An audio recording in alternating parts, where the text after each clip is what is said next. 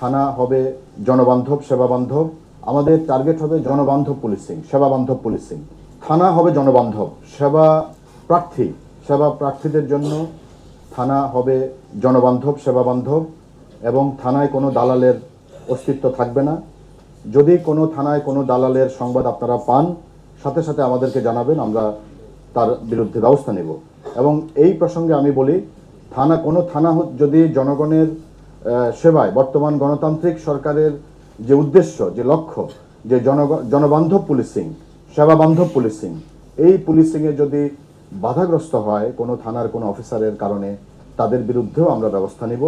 এবং এই ক্ষেত্রে আমরা কিন্তু কোন অফিসার ইনচার্জ কতদিন হয়েছে, কত সময় ধরে আছেন, এগুলো আমরা বিবেচনা করব না। আমরা গতকালকে সকল থানার অফিসার ইনচার্জ সবার সাথে আমরা বসে আমাদের এই মেসেজটা দিয়েছি যে থানা হবে জনবান্ধব, থানায় কোনো দালালের উপস্থিতি বা অবস্থান বা অস্তিত্ব থাকবে না, থানা হবে সেবাবান্ধব। যারা থানা যাবেন তাদের সাথে ভালো ব্যবহার করতে হবে এবং তাদের যেই কারণে তারা থানায় গিয়েছেন তাদেরকে সর্বোচ্চ সহযোগিতা দিতে হবে।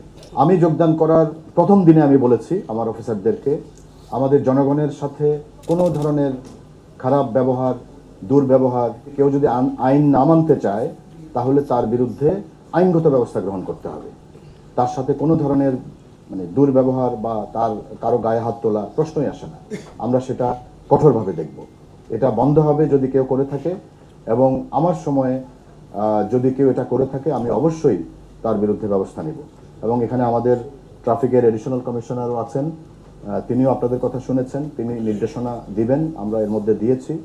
আমাদের টার্গেট হবে জনবান্ধব পুলিশিং, সেবাবান্ধব পুলিশিং, যেটা বর্তমান গণতান্ত্রিক সরকারের মূল লক্ষ্য। আমাদের যে 50টি থানা ঢাকা মহানগরীতে, এই 50টি থানার মধ্যে আমাদের 23টি থানা হচ্ছে আমাদের নিজস্ব বিল্ডিং। 60টি থানার যে স্থাপনা সেটি আমরা কাজ শুরু করেছি, এবং অন্যান্য থানাগুলো অস্থায়ী ভবনে আছে। আমার পূর্ববর্তী যারা কমিশনার ছিলেন তারা এই থানা এবং ফাঁড়ির উন্নয়নে কাজ করেছেন, এবং এটা আমি জানি, যেহেতু আমি ঢাকায় ছিলাম, লজিস্টিক্সে ছিলাম, এবং এডিশনাল কমিশনার লজিস্টিক্স হিসেবে আমাকে সেই সাপোর্টটা দিতে হয়েছে পুলিশ হেডকোয়ার্টার্স থেকে। তো আমরা এই থানা এবং ফাঁড়ির মান উন্নয়নে আমাদের সর্বোচ্চ প্রচেষ্টা থাকবে। এবং আপনি ইতোমধ্যে জেনে থাকবেন বর্তমান সরকার পুলিশের যে যানবাহন সংকট, সেই যানবাহন সংকটকে সর্বোচ্চ অগ্রাধিকার দিচ্ছেন, এবং এর মধ্যে পুলিশের নতুন কিছু যানবাহন কেনার জন্য সরকার এগ্রি করেছেন।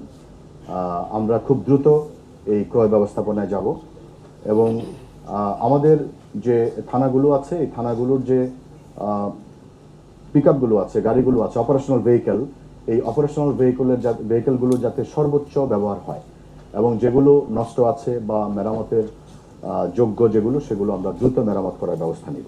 মোট কথায় আমাদের এই মুহূর্তে যে সামর্থ্য আছে সেই সামর্থ্যের সর্বোচ্চ ব্যবহার আমরা করব, এবং আস্তে আস্তে আমরা এই সামর্থ্য বাড়ানোর চেষ্টা করব।